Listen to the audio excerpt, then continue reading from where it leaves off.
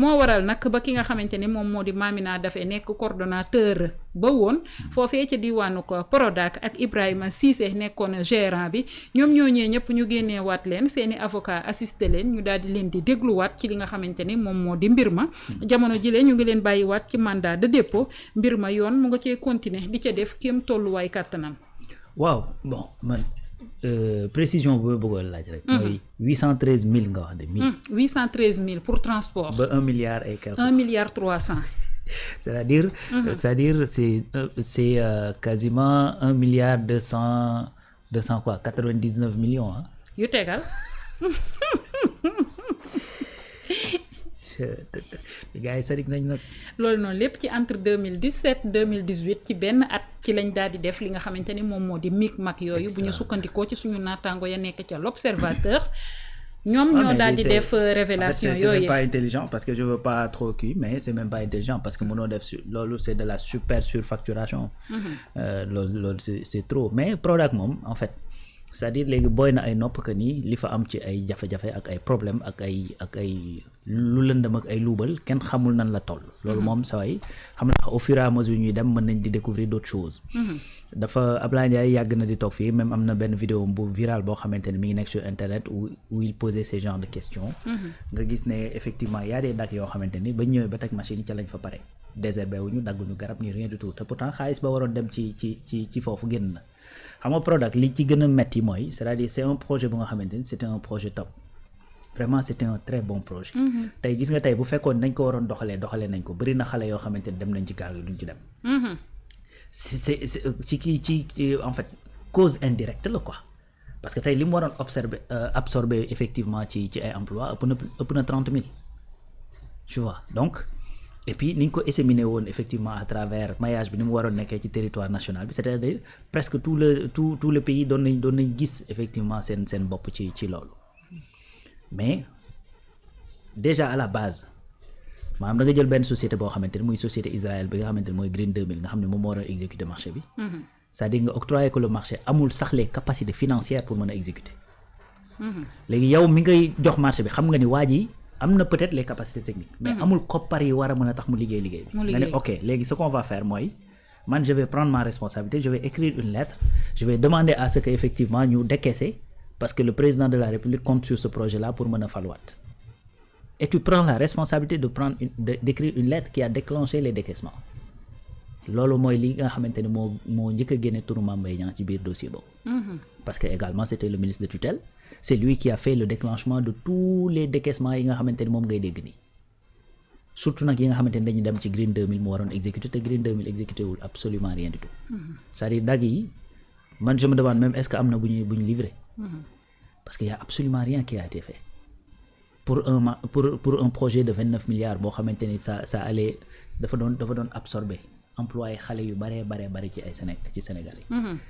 donc tey projet Prodac bi. c'est-à-dire bu réussiroon gis nga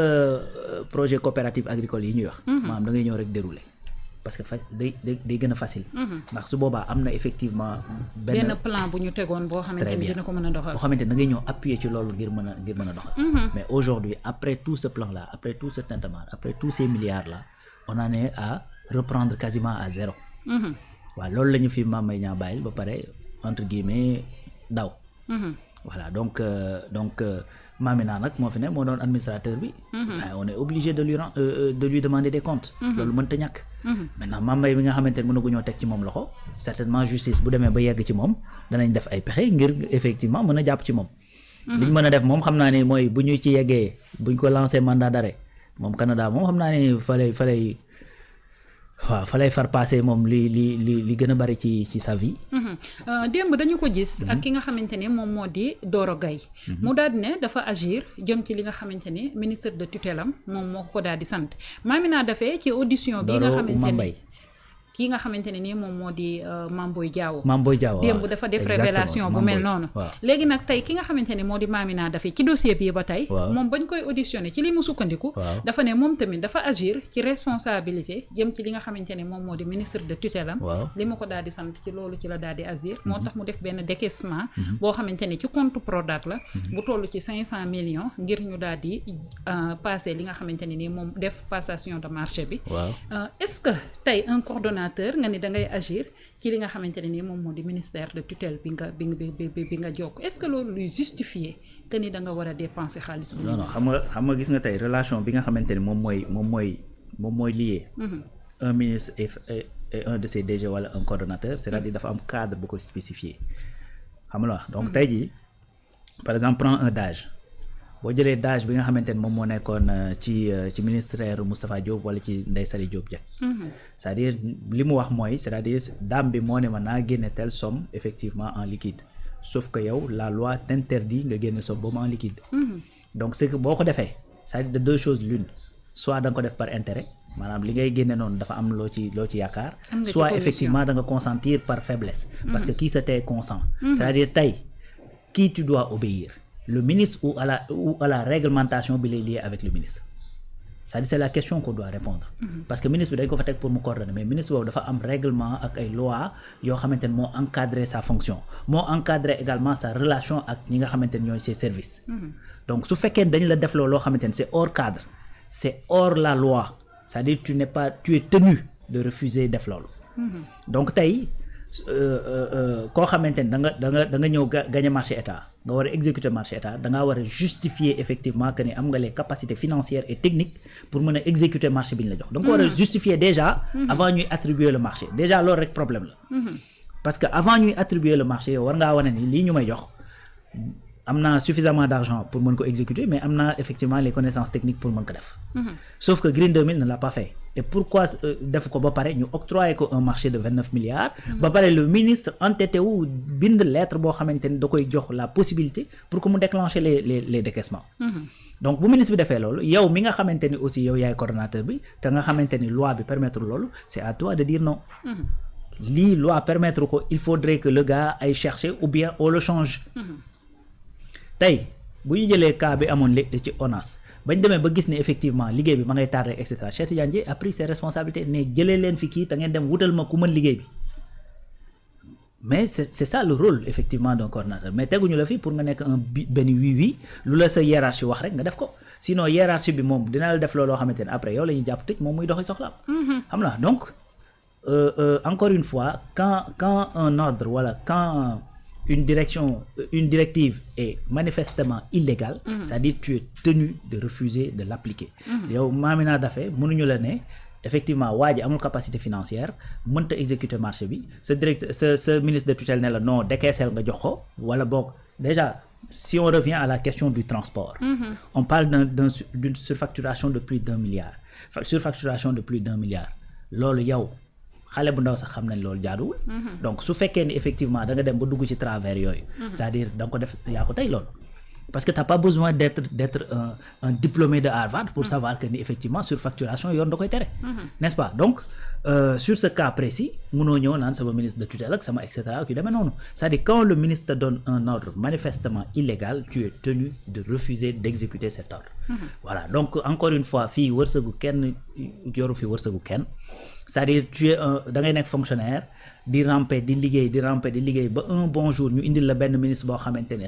xamante wala ni dara ni dev si sa carrière amul lu mu ci joué kooku ñëw def loolu dara nga accepté ko loolu yaa ko tey soo paree bu tëdd prison jotee yaay tëdd non loolu yaa ko tey parce que man loolu man mënuma laa bàyyi bénéfice du doute parce que man mënuma comprendre yow nga def des années dans l'administration wala nga def des années effectivement dans le milieu professionnel nga dem ba un bon jour nga daje kenn ñu ñëw ne la kii mooy sa kilifa à partir de tey mu def loolu loo xamante ni defuwul nga accepté def ko ba pare naan moom moo ma ko forcé loolu soit tu es faible soit effectivement dafa am intérêt boo ci doon poursuivre mu ngi noonu Alaaji Rawane ci précision yooyu am solo yooyu nga xamante ni daal di nga koy def yéen tamit mbokki internet yi mën ngeen a dugg ci buumu jokkoo bi daal di joxe seenu xalaat ci li nga xamante ni moo di tolluwaayu justice doxalinu politique fii ci diwaanu ko Sénégal ci 78 451 89 89 78 451 89 89 bu ko defee ñu daal di pelloo ak yéen ci li nga xamante ne ni moom moo di ci plateau bi ba tey Alaaji Rawaan ci loolu ca lay daal di des ak yow parce que pôle judiciaire financier bi boobaak léegi ñoo ngi njortu ni réduction des comptes bi nga xamante ni ci la daal di nekk di def bokk na ci li nga xamante ni moom lay gën di topp moom moo di coowal Covid 19 entre autres ci ay dossiers yoo xamante ni njorteesoon nañ ni ci loolu rek ci la nekk di liggéey pour le moment mais ñu daal di gis 100 jours yoo xamante ne ni ñu ngay amal seenub liggéey ba tey ay résultats am ci ay audition au fond mu ngay am ci li nga xamante ni moo di Prodac taxawaayu pôle bi tey ci ni ñuy enquêter ak ni ñuy daal di def ba daal di teg loxo li nga xamante ni tey ñoom lañ ci daal di tudd nooy jàngatee mbir mu ni mel. waaw un travail à saluer un travail bu exemplaire et qui respecte le droit. xam nga en réalité man li ma gën a neex ci la situation actuelle. mooy que ni ba tey même ñi ñuy topp. amul ku ciy génn ci ñoom di plaindre naan ñi ngi bafoué samay àq ak sama yelleef. c'est-à-dire même ñi ñuy topp donc ça déjà c'est une bonne chose deuxième chose mooy que ni justice même parfois si du fekkee dafay mel luy xaw a yéex liggéeyam dafa yéex et cetera donc liggéeyam effectivement mi ngi koy def comme il se doit parce que à un certain moment nag nit ñi ngi doon wax naan non affaire bi dafa yéex il faut mu gën a gaaw et cetera mais quand les gens sont sortis ba def effectivement situation liggéey bi fan la toll. ñun ñëpp yëg nañ ni effectivement la waroon ña ngi koy def. léegi nag xam nga reddition des comptes dafa nekk loo xamante ni exercice bu sensible la.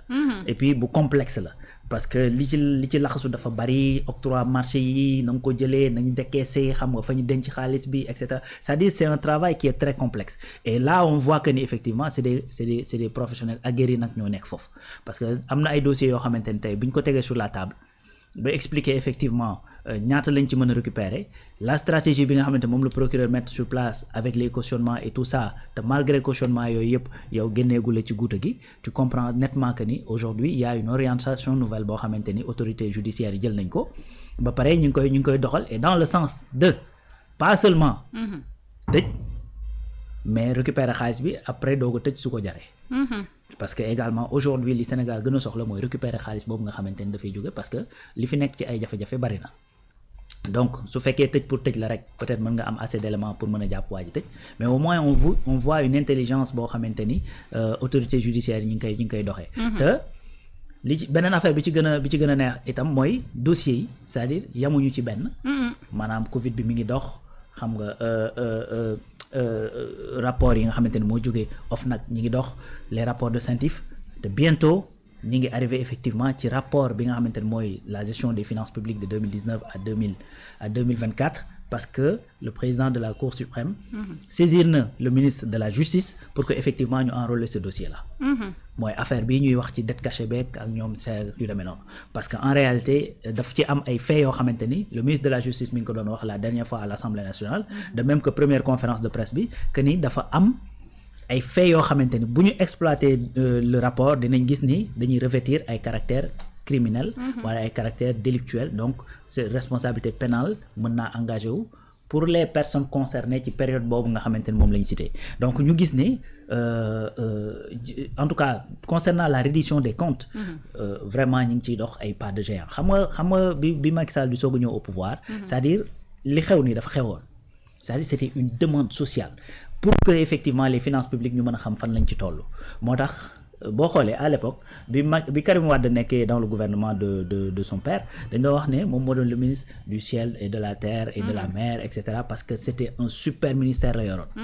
donc bi nga xamante ni yooyu yëpp am na Sénégalais di teg seen bët ñu doon wax naan ci cadre annonce bi dafa installé bureau personnel am rek def nañ fa plus de 700 millions et cetera yu demee noonu Sénégalais yi nag ne ñii buñ fi jógee maanaam suñu alal ji ñu doon caxat-caxate faaw mu leer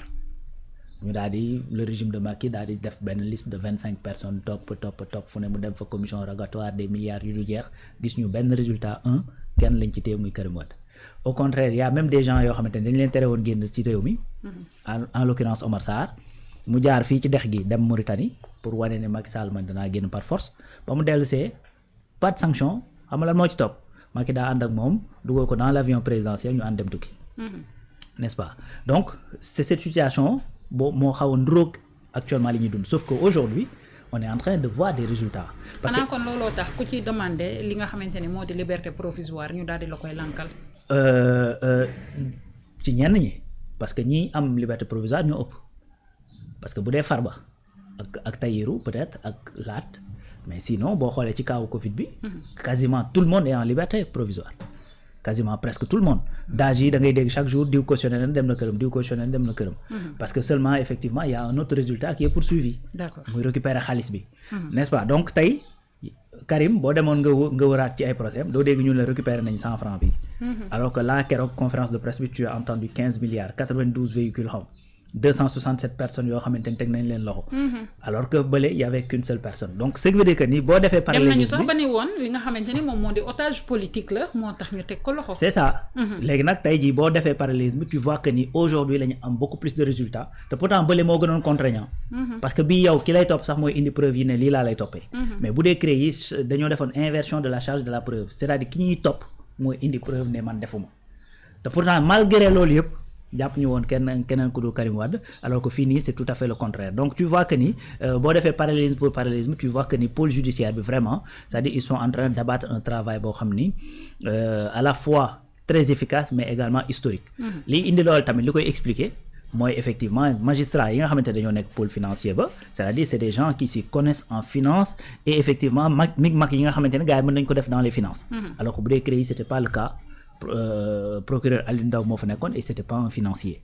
n'est-ce pas donc loolu aussi dafay jouer ci efficacité pôle bi et il y a pas que le pôle parce que y a également le procureur de Dakar boo xoolee affaire Covid beeg yu demee noonu kooku ci parquet bu Dakar la nekk yóbbuwuñ ko ca pôle très bien boo xoolee également li may wax ni rapport 2019-2024 bi actuellement cour suprême moo ci nekk di jox injonction effectivement au ministre pour que ñu enrôler ce dossier pour mën ko càmbar et que gëm naa ni loolu c'est pour très bientôt ñu daal di dugg ci li nga xamante ni moom moo di mbir mi mu ngi noonu Bakary ligne bi mën nga ma kaa daal di xoolal